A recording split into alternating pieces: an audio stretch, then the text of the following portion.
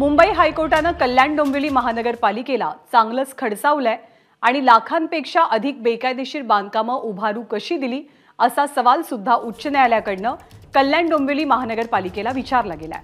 KDMC आयुक्तांना आता 24 जानेवारीला या संदर्भात कोर्टात हजर राहण्याचे आदेश सुद्धा दिले जात आहेत। आपले प्रतिनिधी अमेय राणे आपल्याला अधिक माहिती देतील।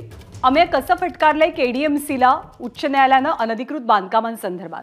ज्ञानदा, बेकायदेशीर बांधकामांवरनं हायकोर्टानं एखाद्या पालिकेला फटकावण्याची ही काही पहिलीच वेळ नाहीये, परंतु एखाद्या पालिकेला वारंवार यासाठी का जबाबदार धरलं जाते आणि जर तुमच्या पालिका हद्दीत इतक्या मोठ्या प्रमाणात बेकायदेशीर बांधकामं असतील तर त्या संदर्भात तुम्ही पालिका प्रशासन या नात्यानं काय कारवाई केली? कारण की कुठल्याही पालिका हद्दीत बेकायदेशीर बांधकाम उभं राहू नये ही त्या पालिका प्रशासनाची जबाबदारी असते आणि त्यासाठी त्या पालिका अधिकाऱ्यांनी, संबंधित वॉर्ड अधिकाऱ्यांनी किंवा तिथल्या आयुक्तांनी या संदर्भात ठोस कारवाई करण्याची आवश्यकता असते।